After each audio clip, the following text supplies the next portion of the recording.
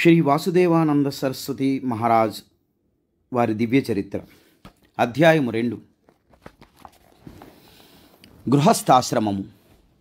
కాలగమనములో మానవ జీవితము క్రమేణా శైశవ దశ నుండి ఒక్కొక్క ప్రాయమునందు ప్రవేశించడము జరుగుతుంది. ఇది ప్రకృతి సహజ ప్రక్రియ.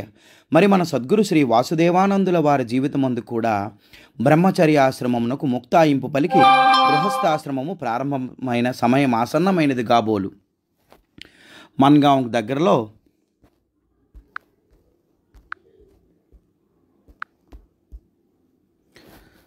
గల రంగన్గఢ్ అనే గ్రామమందుండు బాబాజీ పంత్ హవల్దార్ అనే ఆయన శాస్త్రి గారి గురువులైన ఉకిదాం మరియు అలవాని అనే వారిని తన కుమార్తె వివాహ విషయమై ప్రస్తావించుటకు వారిని సంప్రదించడము జరిగినది. సాధారణమైన రూపము కలిగి లోపము కలిగిన కాలుతో ఉన్నటువంటి తన కుమార్తెను శాస్త్రి గారికిచ్చి వివాహము జరిపించవలననే తన కోరికను వారితో వ్యక్తపరిచినారు. వాసుదేవుతో గాని ఆయన తల్లితో గాని ఒక్క మాట మాత్రమైనా చర్చించకనే వారు వాసుదేవ వివాహమును నిశ్చయించినారు. వాసుదేవ తల్లిగారైన రమాబాయి తన కుమారుడు ఈ వివాహ విషయమై వీరితో వివాదిస్తాడేమోనని భయపడసాగింది. తరువాత వాసుదేవ శాస్త్రి తనకు ఈ విషయమేమీ తెలియదనని, పైగా తనకు వైవాహిక జీవితమందు ఆసక్తి లేదని తెలియజేశాడు. కానీ గురువుల ప్రోద్బలంతో వారి నిర్ణయమునకు తలవంచి బాబాజీ పంతు గారి పుత్రిక బాయుని పరిణయమాడము జరిగినది. శాస్త్రి గారి తల్లి రమాబాయి కొత్త కోడలికి తమ సాంప్రదాయానుసారంగా అన్నపూర్ణ అని నామకరణం చేశారు. శాస్త్రి గారి వయస్సు 21 సంవత్సరములు. వివాహము జరిగిన కొద్ది కాలానికి స్మార్తగ్ని కార్యమును ప్రారంభించి గాయత్రి పురశ్చరణను కూడా పూర్తి చేశారు. 24 లక్షల గాయత్రీ జపము మరియు విధిపూర్వకమైన అనుష్ఠానమును పూర్తి చేశారు. వివాహముతో సాంసారిక బాధ్యత పెరుగుట వలన ధనావశ్యకత కూడా పెరిగినది. అందువలన అధిక ధనార్జన నిమిత్తమై శాస్త్రి గారు కొన్ని నెలల పాటు గోవా వెళ్ళడము జరిగినది. అచట శ్రీ నీలకంఠపాడ్యే అనే ఆయన వద్ద మరలా జ్యోతిష్యము నేర్చుకునినాడు. కానీ పరిస్థితుల కారణమున వారి తండ్రి శ్రీ గణేష్ భట్టు గారి అనారోగ్య తీవ్రత వలన శాస్త్రి గారు మన్గాంకి తిరిగి రావలసి వచ్చినది. శ్రీ పాడ్యే గారికి వాసుదేవ శాస్త్రిపై అత్యంత ప్రేమాభిమానములు ఏర్పడుట వలన శాస్త్రి గారి సామానుని కొంత వారి వద్ద ఉంచుకొని ఆ కారణముగానైనా శాస్త్రి గారు మరలా వస్తారని ఆశించారాయన. కానీ ఆయన గారి ఈ ఆశ మాత్రం కాలాంతరంలో నెరవేరనే లేదు. తండ్రి గారి అనారోగ్య కారణముగా వాసుదేవ శాస్త్రి మన్గాంకి తిరిగి వచ్చినప్పటికీ శాస్త్రి గారికి 23 సంవత్సరాల వయసులో, అనగా క్రీస్తు శకము 1877 సంవత్సరంలో నిరాడంబరుడు, వినయశీలి, ఆధ్యాత్మిక ఉన్నత శిఖరములను అధిరోహించిన మహితాత్ముడైన శ్రీ గణేష్ భట్టు గారు ఇహలోక యాత్రను పూర్తి చేసుకుని కుమారునికి పితృవియోగమును కలిగించినారు. ఆయన దేహ విరమణ సమయము వారికి ముందుగానే తెలిసి ఉండడము ఒక విశేషం. వారి ఆఖరి శ్వాస విడిచే నాటికి ఆయన వయసు 56 లేక 57 సంవత్సరములు మాత్రమే. ఇక శాస్త్రి గారి వైవాహిక జీవితం కూడా ఏమంత సుఖమయమనేది కాదు. లక్ష్మి సౌభాగ్యవతి అన్నపూర్ణకు ఆమె అత్తగారికి మధ్య ఎటువంటి స్నేహపూర్వకమైన వాతావరణము ఉండేది కాదు. ఆమె తన కోడల్ని అనేక రకాలుగా మాటలతో మానసికంగా హింసించేది.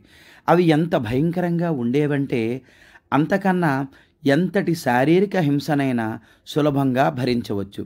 శాస్త్రి అత్యంత వినయశీలి అయిన కుమారుడు కాబట్టి తన భార్యను సమర్థిస్తూ పల్లెత్తు మాటైన తల్లితో మాట్లాడేవాడు కాడు. ఇక ఇంతటి మానసిక హింసను భరించలేని అన్నపూర్ణ వైదికపరమైన ఆచార వ్యవహారముల నిర్వహణలో భర్తతో సహకరించక తన వంతు వ్యతిరేకత మరియు నిర్లక్ష్యపు ధోరణి ప్రకటించేది. కానీ శాస్త్రి గారి జీవితమందు ఈ సాంప్రదాయపు కట్టుబాట్లు, ఆచార వ్యవహారములు ఎంతో ముఖ్యమైనవిగా ఉండేవి. ఈ సాంసారిక పరమైన కొట్లాటలు, అత్తాకోడళ్ల సంఘర్షణ, ఇంటి యందు నెలకొన్న అశాంతియుతమైన వాతావరణం వారికి మనశ్శాంతిని దూరం చేసి గృహస్థ జీవితంపై విరక్తిని కలిగించినవి. ఈ విధమైన పరిస్థితులు శాస్త్రి గారిని మరింత ప్రభావితము చేసి అడప దడప ఇల్లు వదిలి వెళ్ళిపోయేలా చేస్తూ వారికి సంచార జీవితంపై ఆసక్తి మరియు సాంసారిక జీవిత పరిత్యాగము, వైరాగ్యము ఇత్యాదులు ఎంతో బలీయంగా వారి యందు నాటుకున్నాయి. ఈ కారణంగా ఆయన ఒకరోజు ఇల్లు విడిచి సావంత వాడికి ప్రయాణమై అచట ఎవరి వద్దనైనా సన్యాస దీక్షను తీసుకోవాలనే పట్టుదలతో వెళ్ళసాగారు. అనుకోకుండా దారిలో ఒక బ్రహ్మ పిశాచి ఎదురే శ్రీ అన్నావకర్ అనే వ్యక్తి ద్వారా ఈ సన్యాసపు ఆలోచనలు, విరక్తి ధోరణి, పరిపక్వత పొందనటువంటివన్నీ మన్గాంలో శాస్త్రి గారు చేయవలసినదెంతో ఉన్నదని చెప్పి ఆయన మనస్సు మార్చినాడు. ఈ బ్రహ్మ పిశాచి అన్నావకర్ పూర్వీకులలో ఒక ఆయన వారి తోటయందు ప్రవేశించి మేతమేయుచున్న ఒక ఆవును విదిలించబోయి దాని మరణానికి కారణమైనాడు. ఆ గోహత్య పాపము వలన ఆయన ఈ విధంగా బ్రహ్మపిశాచముగా మారినాడు.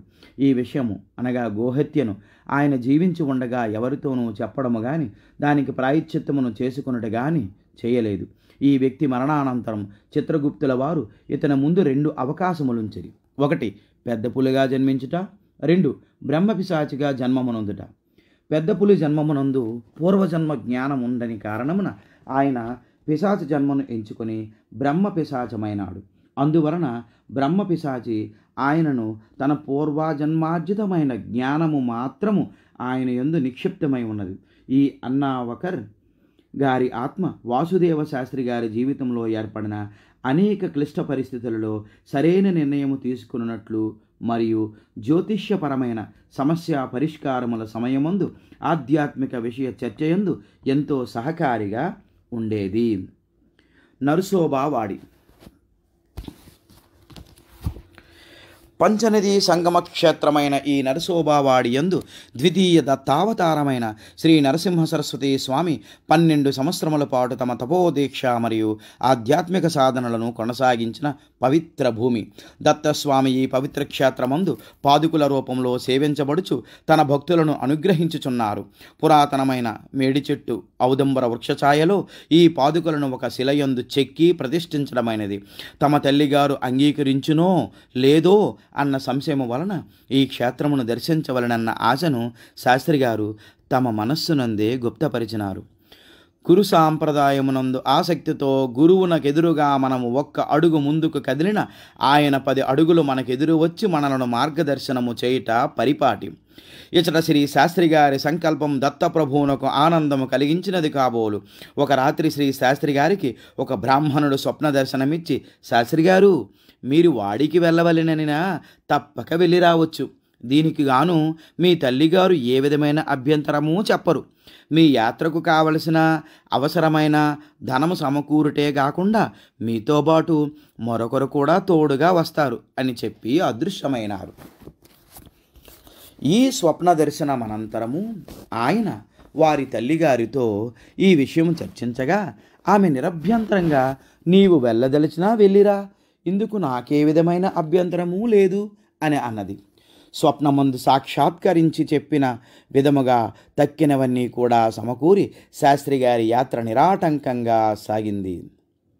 ప్రయాణ మధ్యలో మరొక స్వప్న దర్శనము ద్వారా వాడియందు శ్రీ గోవిందస్వామి అనే ఆత్మద్రష్టను పరిచయము చేసుకునమని వారిని కలవమన్న ఆదేశమైనది.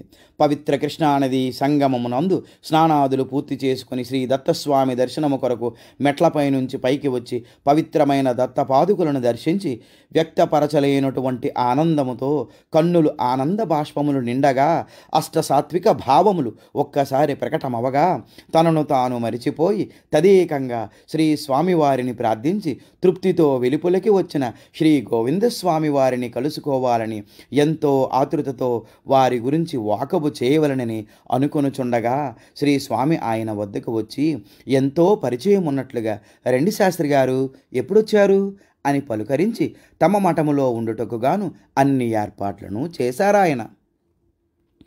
శ్రీ గోవిందస్వామి మరునాడు శాస్త్రి గారు ప్రాతకాలమందే కాలకృత్యములు తీర్చుకుని పవిత్ర నదీ స్నానమును పూర్తి చేసుకుని దత్తపాదుకులకు అభిషేకము చేయవలననే సంకల్పముతో ఒక పాత్ర నిండుగా నదీ జలములను తీసుకొని మందిర ప్రవేశమును చేయుటకు ఉద్యుక్తుడైనాడు.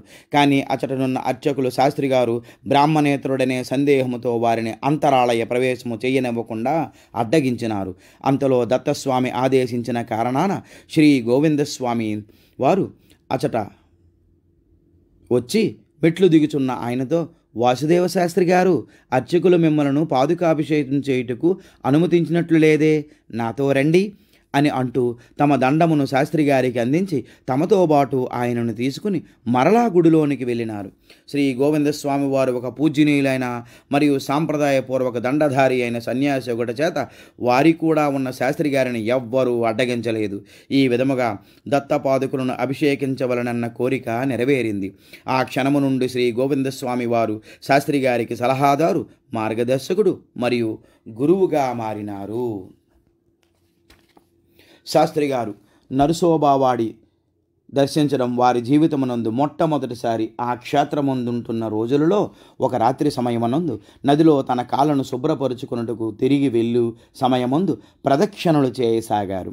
అంతలో ఒక తేజోవంతుడైన పొడిగాటి సన్యాసి ఎదురై, రాత్రిపూట గుడికి వెళ్ళరాదన్న విషయం నీకు తెలియదా అని మందలింపుగా అనినారు. శాస్త్రి గారు క్షమాపణలడిగి వారికి నమస్కరించి వెనుదిరిగారు. ఈ సంఘటనను పునరావలోకనము చేసుకొనగా శ్రీ గోవిందస్వామి వారు ఈ విధముగా స్పష్టము చేసినారు. శాస్త్రి, నిన్ను మందలించిన ఆయన సాక్షాత్తు శ్రీ నరసింహ సరస్వతి స్వామి వారే.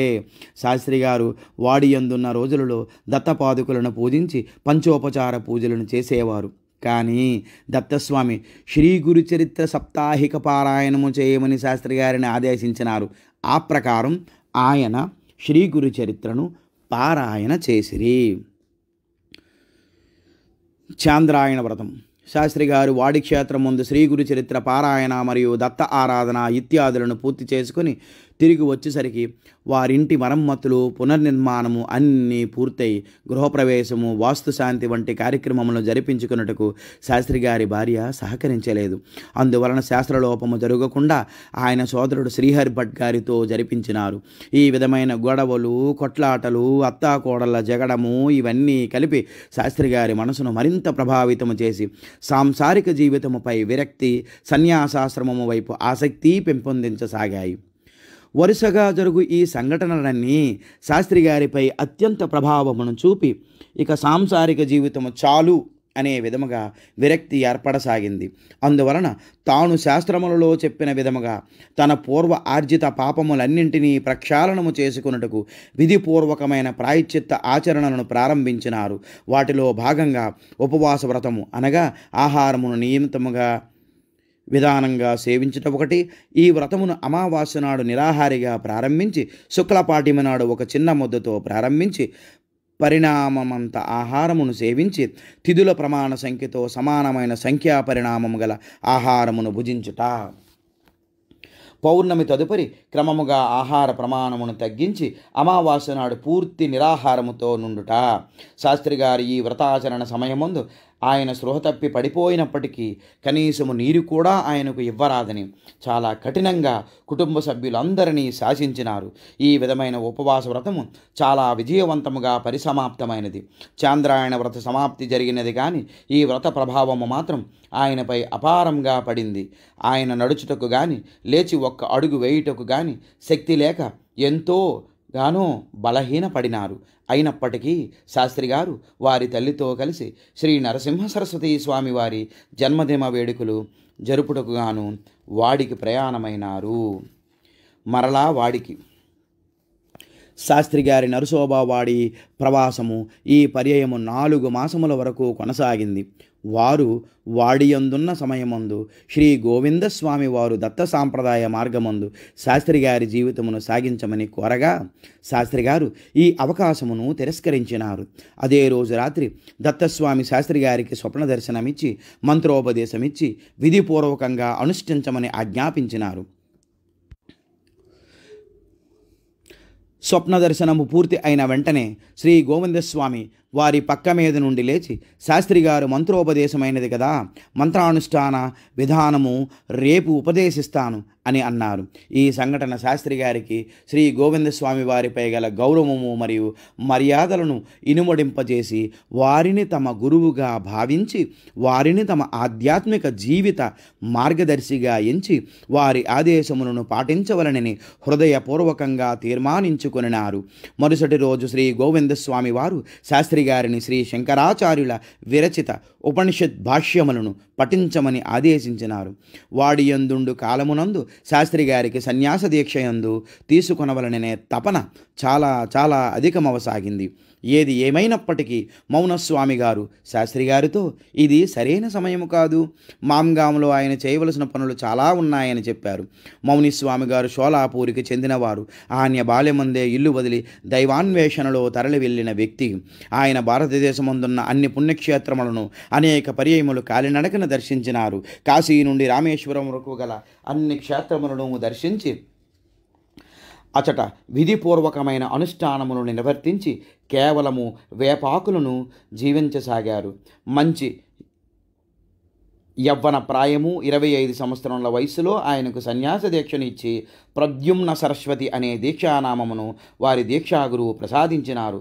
అనేక సంవత్సరములు మౌన దీక్ష యందుట చేత ఆయన మౌనస్వామిగా ప్రఖ్యాతి చెందిరి. సర్వకాల సర్వావస్థల యందు ఆత్మానందమునందు లీనమై ఉండుట చేత ఆయన ఎల్లప్పుడూ పసిపిల్లవాని వలె ఉండేవారు. అందరి చేత గౌరవింపబడుతూ ఆయన చెప్పినదంతా సత్యమే అయ్యేది. ఆయన వాడియందే సమాధి చెందినారు. దత్తస్వామి కూడా ఆయన మాటను గౌరవించేవారు. వారికి శాస్త్రి గారనిన అమితమైన అభిమానము. శాస్త్రి గారు వాడియందు గల కాలము పూర్తిగా వచ్చినది.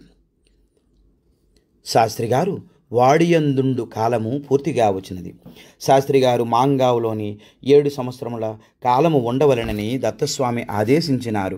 ఆయనతో పాటు దత్తస్వామి కూడా మాంగావునందుండెదరని ఆయన తెలిపినారు. అందుకుగాను తగిన ఏర్పాట్లు చేయవలనని శాస్త్రి గారు తగిన ప్రయత్నములు చేయసాగిరి. ఆయన వాడి నుండి బయలుదేరి కోల్హాపూర్ మహాలక్ష్మిని దర్శించి కాగల్ అనే చిన్న పట్టణము పైనుండి గుండా వెళ్ళారు. ఆయన మస్తిష్కము అంతయు దత్తస్వామి ఆలోచనలతో నిండిపోయినది. దత్తస్వామి విగ్రహము ఏ విధముగా నుండవలను, ఆయన మూర్తిని ఎచట పురమాయించి ఏ విధముగా చేయించవలను, ఈ విధమైన అనేక ఆలోచనలతో ఆయన ముందుకు సాగుతున్నారు. మాన్గావునందు ప్రతిష్ఠించదలసిన విగ్రహమును గూర్చిన ఆలోచనలతో ఆయన సాగుచుండగా ఒక శిల్పి దుకాణమునందు నిలిచి ఉన్నారు. అంతలో ఆ దుకాణదారుడైన శిల్పి వెలుపలకు వచ్చి శాస్త్రి గారికి ప్రణామములు అర్పించి ఆయనతో, శాస్త్రి గారు, మీరు నాకు దత్తస్వామి విగ్రహమునకు సంబంధించిన కొలతలు మరియు వివరములు తెలియచేయండి. అదేవిధముగా నేను విగ్రహమును తయారు చేసి ఇవ్వగలను. డబ్బు విషయమై ఏమీ ఆలోచించకండి, విచారించకండి అని అన్నాడు. నిజానికి దత్తస్వామి ఈ శిల్పిని ఆ విధంగా చేయమని స్వప్నము ద్వారా ఆదేశించడం వలన అతడు శాస్త్రి గారితో అలా అనడం జరిగినది. శాస్త్రి గారిని కూడా దత్తప్రభువు విగ్రహ విషయమై ఆదేశించడం వలన ఆయన కాగల్లోని 2-3 రోజులు ఉండిపోయారు. శాస్త్రి గారి ఆదేశము ప్రకారం శిల్పి 7 వేల వెడల్పుతో కూర్చుని ఉన్న దత్తమూర్తి ఇత్తడి విగ్రహమును సిద్ధుని భంగిమలో 2 హస్తములు వరప్రదానమును మరియు అభయప్రదానము చేయుచున్నట్లు చెక్కి తయారు చేసినాడు. ఈ విగ్రహము తయారీకి గాను 20 నుంచి 25 రూపాయలు శిల్పి మజూరి. అచటగల ప్రాంతీయ భక్తులందరూ కలిసి ఈ మొత్తమును అతనికి చెల్లించినారు. దేవాలయము. దత్త విగ్రహము లభించడంతో శాస్త్రి గారి హృదయం ఆనందోత్సాహములతో ఉప్పొంగిపోయింది. ఆయన స్వామి విగ్రహమును తీసుకొని మాంగాంకి బయలుదేరారు. ఆయన వారిల్లు చేరుకుంటుండగా ఒక ఖాళీ ప్రదేశము కనిపించినది. ఆ స్థలము దత్తమందిర నిర్మాణమునకు అనువుగా ఉంటుందని ఆయన భావించారు. కానీ ఆ ప్రదేశము ఎవరికో సంబంధించినదగుట వలన ఈ ఆలోచనను తనలో గుప్తపరుచుకొని దత్తస్వామి విగ్రహమును తనింటి యందే ఒక మూల ఉంచినారు. శాస్త్రి గారు ఇల్లు చేరుకున్న 2 లేక 3 రోజులలో ఆ ప్రదేశమునకు యజమాని అయిన ఒక వితంతువు అయిన స్త్రీకి దత్తస్వామి స్వప్న దర్శనమిచ్చి తన స్థలమును ఒక బ్రాహ్మణునికి దానమివ్వమని ఆదేశించినారు. ఆమె శాస్త్రి గారి తల్లి అయిన రమాబాయి గారిని ఈ విషయమే సంప్రదించి సలహాను కోరినది. ఆమె సూచన ప్రకారం శాస్త్రి గారికి ఈ ప్రదేశమునకు మందిర నిర్మాణమునకు గాను దానమిచ్చినది.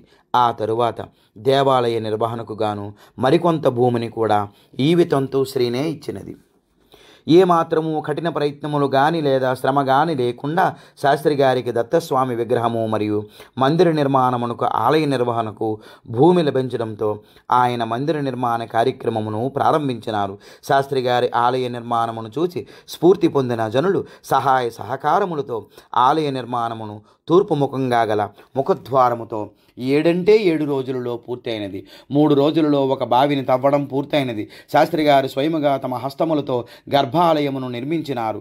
అందుకు గాను ఇటుకలు వగైరా అన్నీ ఆయనే మూసి తెచ్చి గర్భాలయమును నిర్మించడం విశేషము. కాగల నుండి తీసుకొచ్చిన విగ్రహమును జలధాన్యాది వాసములతో పవిత్రము చేసి 1883 సంవత్సరం వైశాఖ శుద్ధ పంచమి రోజున శాస్త్రి గారు వేదోక్తంగా ప్రతిష్ఠించినారు. దత్తస్వామి తన మాట ప్రకారం మాన్గావనందు నెలకొని ఈ విధమైన లీల ద్వారా తన మందిరమును 1 వారము రోజులలో నిర్మాణము ఆపై ప్రతిష్ఠ ఎటువంటి ఆటంకములు లేకుండా జరిపించి తన ఉనికిని తెలియజేశారు. శ్రీ స్వామివారి ప్రతిష్టాపనతో మాంగాం ప్రజలు మరియు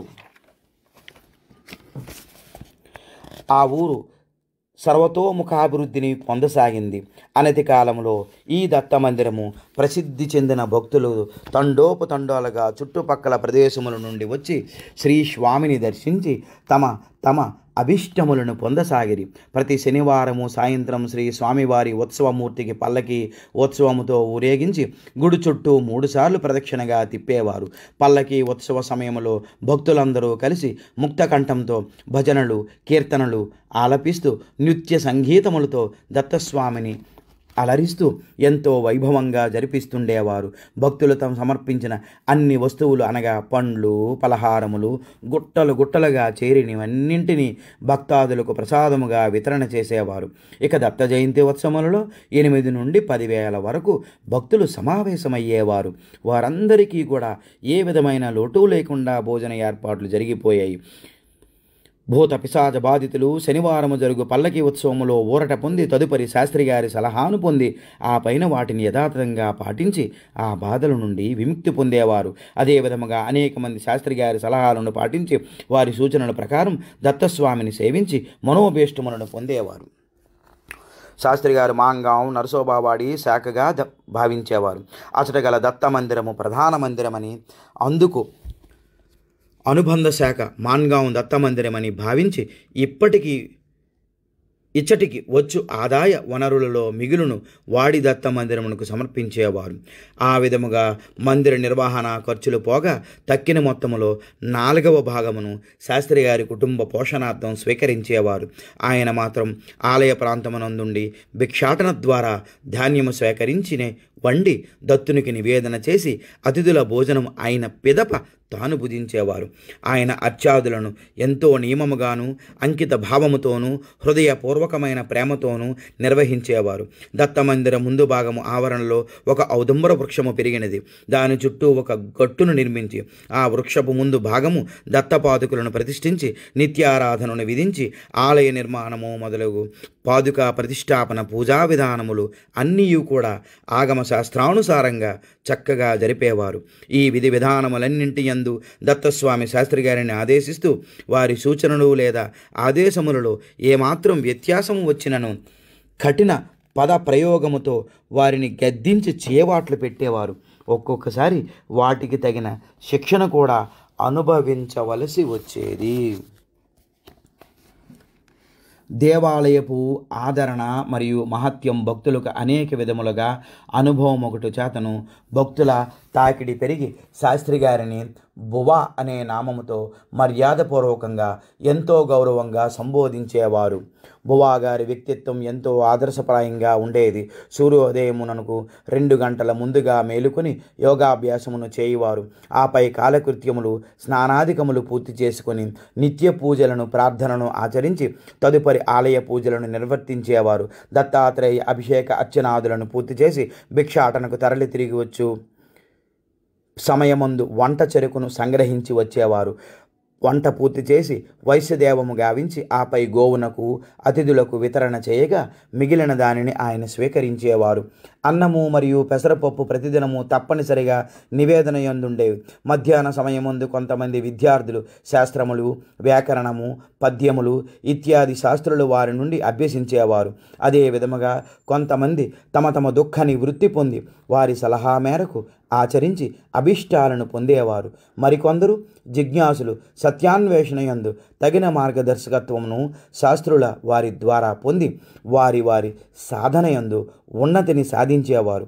ఆపై శాస్త్రి గారు మతపరమైన ఉపన్యాసములను సాయంత్రము వరకు ఇచ్చి సాయంకాలపు ఆరతి, మంత్రపుష్పము వంటి అర్చన విధులను పూర్తి చేసేవారు. ఇక రాత్రి నిద్రకు ముందు పురాణేతిహాస గ్రంథములను చదివి ఆపై నిద్రకు ఉపక్రమించేవారు. సంక్షిప్తముగా శాస్త్రుల వారి దినచర్య ఈ విధంగా ఉండేది. ఈ సమయము వరకు వారి భార్యతో ఏ విధమైన సంపర్కము ఉండేది కాదు. శ్రీ గురు చరిత్ర ద్విసహస్రి. ఈ విధమైన కార్యక్రమముల మధ్య క్రీస్తు శకం 1887 సంవత్సరమందు శ్రీ దత్తస్వామి మరాఠీ భాష యందున్న శ్రీ గురు చరిత్ర గ్రంథమును సంస్కృత భాష యందు అనువదించమని ఆదేశించినారు. బువాగారు 2 వారములలోగానే ఈ కార్యమును అత్యంత శ్రద్ధాభక్తులతో పూర్తి చేశారు. ఈ గ్రంథరచన పూర్తి అయిన వెంటనే ఈ పవిత్ర గ్రంథము 2000 శ్లోకములు కలిగి ఉన్నది అన్న వార్త వినబడినది. శ్రీ దత్తస్వామి స్వయముగా ఈ పలుకులను పలికిరి. బువాగారి తాము వ్రాసిన శ్లోకములను లెక్కించగా 2000 శ్లోకముల కన్నా తక్కువగా అనిపించినవి. దత్తస్వామి 2000 శ్లోకములని చెప్పారు కాబట్టి తిరిగి లెక్కించగా అర్ధ శ్లోకములు, ఉవాచ మంత్రములతో సహా 2000 శ్లోకముల లెక్క సరిపోయినది. దుర్గా సప్తశతి 700 శ్లోకముల లెక్కయందు కూడా ఇదే విధముగా అర్ధ శ్లోకములు, ఉవాచ మంత్రములను కలిగి లెక్కించుట జరిగినది. బువాగారి ఈ రచన వారి స్నేహితులను, ఇతర పెద్దలను ఆశ్చర్యపడేటట్లు చేసింది. వారు ఎంతో ఉత్సాహంతో ఇంతటి గొప్ప గ్రంథము నీవు ఏ విధముగా రాయగలిగావు అని ప్రశ్నించారు. నిజానికి బువాగారి ప్రప్రథమ గ్రంథ రచనది. బువాగారు ఎంతో వినయంగా, నేను రాయలేదు, నేను చూచిన దానిని చూచి వ్రాతవలే రాసినది, అంతేగాని ఇందు నా ప్రమేయమేమీ లేదు అని అన్నారు. శాస్త్రిగారి వినయముతో తనదేమీ లేదన్నట్లుగా జవాబిస్తూ ఈ రచన స్ఫూర్తి, ప్రేరణ, కార్యాచరణ అన్నీ దత్తస్వామివే, నేను గాని నాది గాని ఇందు ఏమాత్రం లేదంటూ ఎంతో నిరాడంబరంగా తనదన్న భావము లేకుండా చెప్పడంతో వారి యందు నిస్వార్థము, నిరాడంబరత్వము, వినయ విధేయతలు, శాంత సహన, ఓర్పులు అనే సాధుగుణాలను ప్రస్ఫుటంగా ప్రకటమయ్యాయి.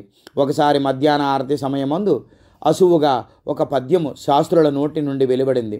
పూజాదులు పూర్తి అయిన పిమ్మట పునరావలోకనము చేయగా మరలా ఆ పద్యమునందు ఉపనిషత్ వాక్యములు 4, అహం బ్రహ్మస్మి మొదలైనవి మహావాక్యార్థములున్నవి.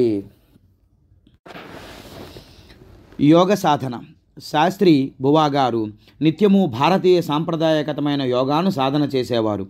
ఈ సాధన సాధారణమైనదిగా కాకుండా ఎంతో భక్తి శ్రద్ధలతో చేయడము ఈయన ప్రత్యేకత. యోగాసనములు, శ్వాస నియంత్రణ, భౌతిక శిక్షణ, నియమములు పాటించుట, వివిధ భంగిమలను ఎంతో చాకచక్యముతో ఆచరించి ప్రాణాయామము ఇత్యాదులను క్రమ పద్ధతి ప్రకారము చేయుటతో మనస్సును నియంత్రణ యందుంచుకునేవారు. శారీరక మరియు మానసిక పూర్తి నియంత్రణ యోగా యొక్క ముఖ్య ఆశయము. తద్వారా యోగి లేదా సాధకుడు, దర్శకుడు తను నిజస్వరూపమును తదాదృష్ట స్వరూపేవ స్థానం పతాంజలి యోగ సూత్రములు చూడగలుగును. తద్వారా ప్రాపంచిక బంధములైన దుఃఖములు, ఎగుడు దిగుడులు, కర్మప్రాప్తమైన సమస్తమైన బంధముల నుండి విముక్తి పొంది ఆత్మదర్శనమును పొంది జ్ఞానమును సంపాదించి ఏ విధమైన ఆశాపాసములకు ప్రభావితము కాకుండా సదా తనదైన నిజానందమును పొందుచు భగవత్చింతన యందుండును. బువాగారు ఈ విధమైన స్థితిని పొందుచు ఈ యోగ ప్రక్రియను మాంగానందు ఒక ప్రత్యేకమైన గుహయందు సాధన చేసేవారు. తదుపరి దత్తప్రభువు ఆదేశముపై వీరు ఈ యోగ సాధనను దేవాలయమందే చేయుట పరిపాటి చేసేవారు. ఈ విధమైన యోగాభ్యాసము చేయుచుండగా బువాగారికి ఏదో వ్యత్యాసం ఏర్పడి తద్వారా ఆయన ఎడతెరిపిలేని వెక్కిళ్లతో బాధపడసాగిరి. ఈ బాధ నివారణ పొందుటకు గాను కాప్సీ అనే గ్రామమందుండు ఆదాయపు పన్ను అధికారి వద్దకు వెళ్ళమని దత్తస్వామి వీరిని ఆదేశించినారు. బువాగారు వీరిని ఆశ్రయించగా ఆయన తక్షణమే నిరాకరించారుట. తనకు ఏ విధమైన యోగా తెలియదని, అందువలన తానేమీ చెయ్యజాలనని అనినారు.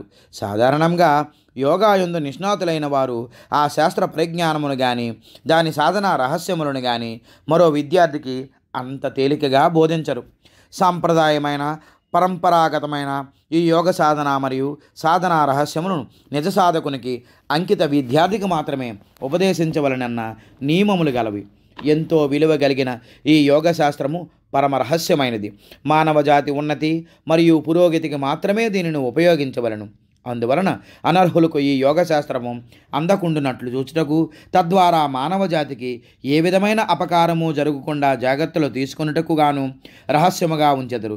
ఆ రెవెన్యూ ఆఫీసరు నిరాకరించినప్పటికీ బువాగారు వారిని విడిచిపెట్టలేదు.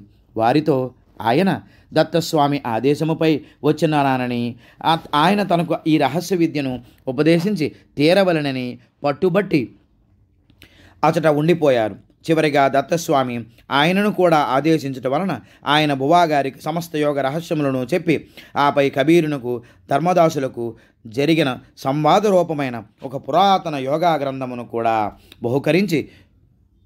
బహుకరించినారు. బువాగారి తండ్రి గారికి కూడా యోగ సాధనయందు ఈ గ్రంథము ఎంతో ఉపయోగకరమైనది. దత్తప్రభువు నిరంతర మార్గదర్శనం వలన మరియు ఆయన సహాయ సహకారముల వలన బువాగారు త్వరలో మంచి నైపుణ్యమును సాధించి గొప్ప శిక్షకుడిగా మారినారు. తద్వారా ఆయన యోగమందు ఎంతో నిష్ఠను సాధించి మానవాతీత శక్తులను సిద్ధులను కూడా పొందినారు. ఆయన తమ వద్ద వచ్చు వారి మనస్సుల యందున్న సమస్యలకు తమంతట తామే చెప్పి నివారణను తెలియజేసేవారు. ఈ తతంగము సుమారు 1 సంవత్సరము పాటు నిరంతరముగా కొనసాగింది. ఆపై దత్తస్వామి దీనిని నిరాకరించినారు. తదుపరి వారి జీవితాంతం ఏదో ఒక తప్పనిసరి పరిస్థితులలో తప్ప ఎవరికి వారు ఈ విధమైన సమస్య నివారణము పరిహారములను చెప్పలేదు. ఎవరికీ కూడా క్షుద్ర మంత్ర ప్రయోగము, యోగ మంత్ర దైవ సాధనలు బువాగారి ఖ్యాతిని నలుమూలలా వ్యాపింపజేశాయి. పొరుగు బాగుంటే సహించలేని వారు అన్ని కాలముల యందు ఉండడము సహజం. మరి బువాగారు కూడా ఇటువంటి సమస్యల నుండి ఏ విధమైన మినహాయింపు పొందలేదు. ఈర్ష్య ద్వేషాలతో నిండిన కొంతమంది పోటీగా దత్తస్వామి దేవాలయములను ప్రతిష్ఠించినారు. కానీ ప్రజల నుండి ఏ విధమైన స్పందనను పొందలేక అతి తక్కువ కాలంలో ఆయా దేవాలయములను మూసివేయక తప్పలేదు. శ్రీ స్వామి సమర్థ లీలామృతమందు ఇటువంటి సంఘటనను మనము ఇచ్చట గుర్తు చేసుకొనవచ్చును. బరోడా మహారాజు శ్రీ స్వామి సమర్థను అక్కలకోట నుండి తమ సంస్థానమునకు తీసుకుని వెళ్ళుటకు అనేక ప్రయత్నములు చేయుచు అందులో భాగంగా శ్రీ గురు చరిత్ర పారాయణమును సామూహికంగా చేయించినప్పటికీ కృతకృత్యులు కాలేకపోయారు. అదే విధముగా శ్రీ శాస్త్రి గారి బువాగారిచే ప్రతిష్ఠింపబడిన దత్త దేవాలయమునకు పోటీగా ప్రారంభమైన అనేక దేవాలయములు కూడా మూతపడినవి. ఈ విధమైన సంఘటనలతో విసిగి పరాజయం చెవిచూసిన ఈర్ష్యాపరులు శాస్త్రి గారిపై క్షుద్రమంత్ర ప్రయోగములను ప్రారంభించినారు. వారిలో ఒక వ్యక్తి శాస్త్రి బువాపై ప్రత్యక్షంగానే క్షుద్ర ప్రయోగం చేశారు. బువాగారు దీనిని నిలిపి తిరిగి ప్రయోగించగల సమర్థులైనప్పటికీ అట్లు ప్రయోగించిన ఆ వ్యక్తికి ప్రాణాంతకమని తలచి ఆ పనిని చేయలేదాయన. ఇది వారి సాధుగుణానికి ఒక మచ్చుతొనక, వారి అహింసా విధానం అంతటిది. ఈ క్షుద్ర ప్రయోగ ప్రభావం వలన ఆయన జీవితాంతం అతిసార వ్యాధిని అనుభవించవలసి వచ్చింది. దీనివలన వారి యోగ సాధన యథాతథంగా సాగడం కష్టమైంది. దత్తప్రభువు వీరిని తమ ధర్మపత్నితో సహజీవనం సాగించమని, వైవాహిక జీవితమును నిర్లక్ష్యము చేయరాదని ఆదేశించినారు. కుటుంబ జీవనం. బువాగారి కుటుంబం ఈ విషయం తెలిసి చాలా సంతోషించినారు. దేవాలయపు వెనుక భాగమందు ఒక చిన్న గది వారుండుటకు, వారి సాంసారిక జీవనము సాగించుటకు ఇవ్వడం జరిగినది. బువాగారి మధ్యాహ్నిక భోజనము గుడియందే చేసేవారు. వారి ధర్మపత్ని చిరంజీవి సౌభాగ్యవతి అన్నపూర్ణ మాత్రం వారింటి యందే ముగించి ఇంటి పనులన్నింటినీ పూర్తి చేసి రాత్రి సమయం ముందు శాస్త్రి గారితో ఉండేది. ఒక రాత్రి ఆమె ఇంటి పనులన్నింటినీ పూర్తి చేసి వచ్చేసరికి శాస్త్రి గారి గదిలో లేరు. ఆయన ఎచట ఉన్నారో తెలియని అన్నపూర్ణ వారి కొరకు వెతుకుచూ గుడి వద్దకు వచ్చినది. శ్రీ భువా అంతరాలయం ముందు కూర్చుని ఏదో గ్రంథ పఠనము గావిస్తున్నారు. స్త్రీలకు అంతరాలయ ప్రవేశము నిషేధము. అందువలన ఆమె ఆలయ మండపమునందు తన భర్తను తదేకంగా చూస్తూ అలానే కూర్చుండిపోయింది. ఎంతో సమయం గడిచిన తదుపరి బువాగారు వెలుపలకు వచ్చి చూడగా ఆయన భార్య సుదీర్ఘ ధ్యానమందుండుటను గమనించినారు. ఆమె అత్యంత తీవ్రమైన ధ్యానమందుండి తనను మరియు అచట గల పరిసరములను పూర్తిగా మరిచిపోయి మరో లోకమందున్నది. ఆమెను పేరు పెట్టి పిలిచి పలుకకపోగా తట్టి లేనప్పటికీ ఆమె కదలకపోవడం వలన శాస్త్రి గారు కొన్ని యోగపరమైన కొన్ని మెలకువలను ప్రయోగించి ఆమె ధ్యానమును భంగపరచవలసి వచ్చినది. ఆమె కన్నులు తెరిచి, నన్ను ఎందుకు లేపారు? ఎంతటి బ్రహ్మానందమును అనుభవిస్తున్నానో అని అన్నది. ఏ విధమైన యోగాభ్యాసము తెలియకపోయినను ఆమె అంతటి తీవ్ర ధ్యానమందు లీనమై బ్రహ్మానందమును అనుభవించు చేయుటకు వీటన్నిటికీ మూల కారణం నిజభక్తులపై దైవము వర్షించు అపార కరుణయే కదా అని అనుకున్నారు. మాంగాంకు వీడ్కోలు. చిరంజీవి సౌభాగ్యవతి అన్నపూర్ణ గర్భవతి అయినది. ఈ విషయము తెలిసిన అత్తగారు ఎంతో క్రూరంగాను అసహ్యకరంగాను స్పందించి కోడలను అనేక విధములుగా హింసించసాగింది. బువ్వాగారు ఈ విషయంపై ఎంతో కలత చెందారు. ఆయన తన తల్లిగారి ప్రవర్తనకు బాధపడడమే కాకుండా ఆశ్చర్యపడసాగిరి. ఆయన వారి భవిష్యత్తును గురించి ఆశ్చర్యపడుతుండగానే ఆ రోజు ఉదయపు పూజాధికములు ముగించినారు. అంతలో ఈరోజు మనం మాంగావును వదిలివేయాలి అనే దత్తస్వామి పలుకులు వినిపించినవి. వెంటనే బువ్వాగారికి 7 సంవత్సరములు పూర్తి కాలేదన్న సందేహం ఏర్పడి ఆపై అధిక మాసాది సమస్త తిథులతో కలిసి 7 సంవత్సరములు పూర్తి అయినదన్న నిర్ధారణ కలిగినది. ఆ ఆదేశముతో పాటు దత్త విగ్రహమును భార్యను వెంటనుంచుకొని మాంగావు విడిచిపెట్టవలనన్న ఆజ్ఞనిచ్చిరి. తన ప్రయాణమునకు కావలసిన అన్ని ఏర్పాట్లు చేసుకొని దత్త విగ్రహమును కూడబెట్టుకొని తన తల్లిగారి అనుమతిని తీసుకొనినారు. శాస్త్రి బువ మరొక తీర్థయాత్ర చేయుటకు గాను వెళ్ళుచున్నారని తలచి ఆమె తన అంగీకారమునిచ్చినది. కానీ ఆమె ఆలోచనకు విరుద్ధముగా శాస్త్రి గారి భవిష్యత్తు ఉన్నదన్న విషయం మాత్రం ఆమెకు తెలియదు. శాస్త్రి గారు ఆయన భార్యతో, అన్నపూర్ణ, నీకిష్టమైనచో నీవు కూడా రావచ్చును, కానీ ఒక్క మంగళసూత్రము, బట్టలు తప్ప మిగిలిన నగలు, విలువైన ఆభరణాది సమస్త వస్తువులను అచటనే వదిలివేయమని చెప్పారు. ఆమె అందుకు సమ్మతించి తయారైనది. శాస్త్రి గారితో పాటు కాగల్ నుండి తెచ్చిన దత్త విగ్రహము మరియు ఉత్సవమూర్తి కూడా తీసుకువెళ్ళమని దత్తస్వామి ఆదేశించినారు. శాస్త్రి గారు మాంగాంలో జరిపినట్లు శాస్త్రోక్తమైన పూజ చేయలేనని తన అసక్తతను వ్యక్తము చేశారు. అందుకు గాను దత్తస్వామి చన్నీటితో అభిషేకము, విభూతి లేపనము చాలు అని సమాధానమిచ్చిరి.